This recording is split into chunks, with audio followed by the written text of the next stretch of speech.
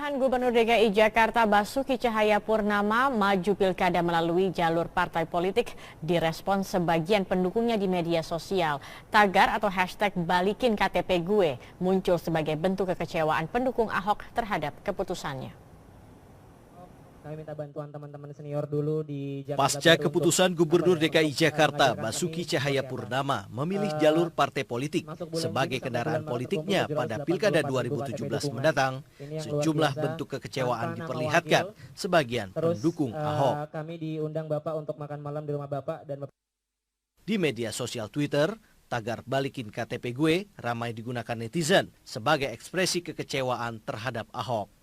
Sejumlah akun Twitter mengkritik pilihan Ahok karena pengumpulan KTP dukungan hingga mencapai 1 juta menjadi sia-sia. Sebagian lagi tetap berpendapat Ahok seharusnya lebih baik maju secara independen bersama tim relawan teman Ahok. Tagar balikin KTP gue hari ini sempat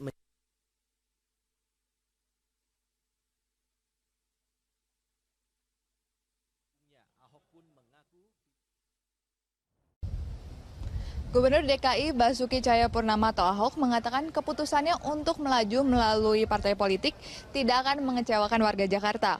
Ahok mengatakan warga Jakarta telah mengumpulkan KTP, ingin Ahok terpilih kembali sebagai Gubernur Jakarta.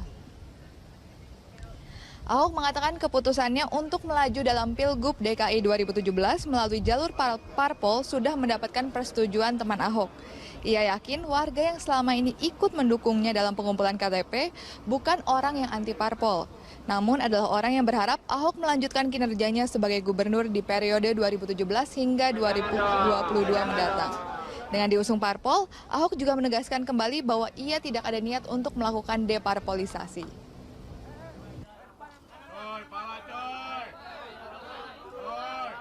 Nggak sia-sia dong. Kenapa mesti sia-sia? Makanya sekarang yang ngomong kecewa itu saya juga mesti tanya. Saya mesti tanya juga gitu loh. Anda kumpulin KTP pengen saya jadi gubernur kembali atau pengen saya melawan seluruh partai politik? Itu pertanyaan saya gitu loh. Ya kan? Itu aja. Namun jalur independen terlalu sulit Bapak? Enggak terlalu sulit juga, siap kok. Sekarang enggak sulit lagi kan ada independen ditambah dengan parpol. Ada independen tambah parpol kan. Enggak sulit dong, kita kan udah bukan deparpolisasi lagi. Beralih ke isu lain yaitu tentang kelanjutan proyek reklamasi Teluk Jakarta. Gubernur DKI Ahok menyatakan bahwa dirinya tetap akan mengikuti peraturan yang berlaku. Pergantian Menteri Koordinator Bidang Kemaritiman tidak akan mempengaruhi kelanjutan pelaksanaan proyek, karena rapat terbatas dengan Presiden belum memutuskan penghentian proyek tersebut. Enggak, bukan berubah kok. Bagi saya sampai hari ini belum pernah ada putusan Menko secara resmi. Hanya putusan seorang namanya Pak Rizal Ramli yang kebetulan menjabat Menko ngomong di media. Salinannya sampai sekarang belum diterima. Ngomong di media itu aja. Ya, saya nggak mau berdebat soal itulah. Di rata saya kita lihat. Gubernur DKI Jakarta Basuki Cahayapurnama menyatakan uji coba sistem ganjil genap sudah berjalan cukup baik. Meski terjadi kepadatan di beberapa titik, tetapi arus lalu lintas masih terbilang lancar. Ahok mengatakan pengaturan sistem lalu lintas akan semakin lancar lagi bila sudah diterapkan sistem jalan berbayar atau Electronic Road Pricing atau ERP. Terkait antisipasi bila ada warga yang memalsukan nomor mobil atau nomor polisi atau plat kendaraannya, Ahok akan menerapkan tindakan hukum yang tegas. Mau palsuin, udah pidana. Saya kira orang dan kami nggak akan maafkan karena ini untuk buat shock terapi. Jadi begitu ketangkap punya pidanain, penjarain aja. Ada berapa sih kelas menengah mau masuk penjara cuma gara-gara plat nomor gitu loh. Tapi kalau dia mau ya silakan, pasti kami penjarain, nggak ada ampun. Selamat sore, setelah mendengar fakta persidangan dalam beberapa hari terakhir, hari ini KPK kembali memperdalam peran berbagai pihak dalam kasus dugaan suap Raperda Pantai Utara DKI Jakarta dengan memanggil berbagai saksi. Kita bergabung bersama rekan kami Aulia Panel langsung dari gedung KPK di Jakarta. Aulia, setelah Gubernur DKI Jakarta dan juga pengusaha properti Aguan memberikan kesaksian di persidangan, lalu siapa saja yang dipanggil KPK untuk memperdalam kasus yang sama pada hari ini? Ya, Robert, benar sekali bahwa sampai saat ini KPK masih terus mendalami peran-peran yang terlibat dalam kasus suap mengenai pembahasan 2 raperda reklamasi, karena tidak menutup kemungkinan Robert akan ada tersangka baru terkait dengan kasus yang menjerat Ketua DPRD, maksud kami Ketua Komisi D DPRD DKI Jakarta Muhammad Sanusi. Dan hari ini Robert, KPK memanggil Kepala Sub Bagian Raperda DPRD DKI Jakarta Dameria Hutagalung dan juga Muhammad Yuliadi ini selaku Sekretaris Dewan DPRD DKI Jakarta. Tadi keduanya datang ke gedung KPK sekitar pukul 10 pagi dan keduanya ini diperiksa untuk tersangka Ketua Komisi D DPRD DKI Jakarta Muhammad Sanusi terkait dengan kasus dugaan korupsi pembahasan 2 raperda reklamasi Pantai Utara Jakarta. Dan tidak hanya itu, untuk Muhammad Yuliadi ini juga diperiksa terkait dengan kasus dugaan tindak pidana pencucian uang yang dilakukan oleh Muhammad Sanusi. M. Yuliadi tadi keluar terlebih dahulu, Robert, pada pukul 14.00 dan menyebut bahwa ia membawa sejumlah berkas mengenai pemeriksaannya hari ini. Dan dari jadwal KPK juga hari ini ada KPK juga memanggil 2 orang lainnya dari kalangan swasta, yakni Winoto Chandra dan juga Romli Sugianto, dan sama-sama ketiganya ataupun keduanya ini juga diperiksa untuk Ketua Komisi D DPRD DKI Jakarta Muhammad Sanusi. Memang sebelumnya KPK juga sudah menetapkan Sanusi ini sebagai tersangka terkait dengan TPPU. Ia juga sama terjerat dalam kasus pembahasan 2 raperda reklamasi di Pantai Utara Jakarta. Sanusi ini diduga menerima uang sebesar 2 miliar rupiah dari mantan dirut PT APL Arisman Wijaya. Memang KPK juga sampai saat ini masih terus mendalami kasus TPPU-nya dan KPK menduga Sanusi ini menggunakan uang hasil kejahatan untuk memperkaya diri sendiri dengan membeli sejumlah aset berharga. Dan hingga saat ini KPK sudah menyita sejumlah aset milik Sanusi, mulai dari mobil mewah dan juga apartemen serta perumahan mewah milik M. Sanusi. Dan hingga saat ini terkait dengan untuk kasus reklamasi ini KPK belum menetapkan tersangka baru.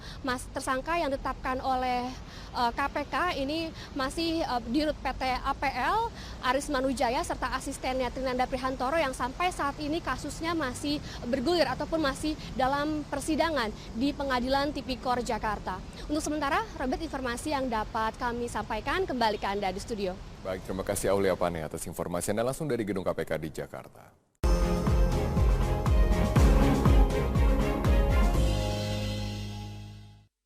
Terima kasih Anda kembali di Netizens. Pemirsa, kita masuk ke topik kedua, ini terkait dengan minimnya lahan makam di DKI Jakarta yang kemudian mendorong munculnya banyak makam fiktif dan terpaksa harus dibongkar oleh Dinas Pertamanan dan Pemakaman DKI Jakarta di sejumlah TPU, misalnya TPU Karet Bifak, Karet Pasar Baru, Kawi-Kawi, dan Pondok Rangon.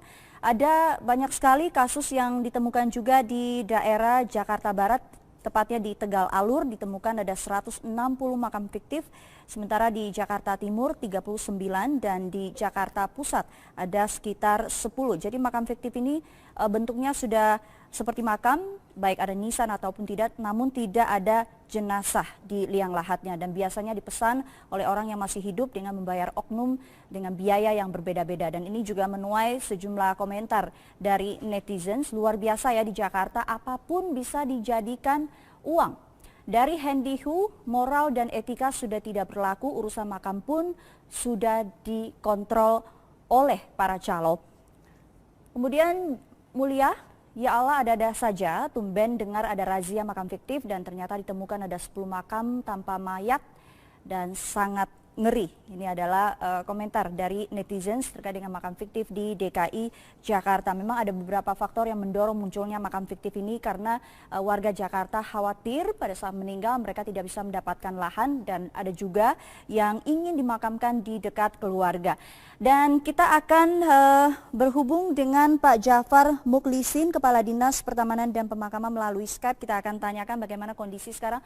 Pak, betul tidak sih Jakarta ini krisis makam lahan?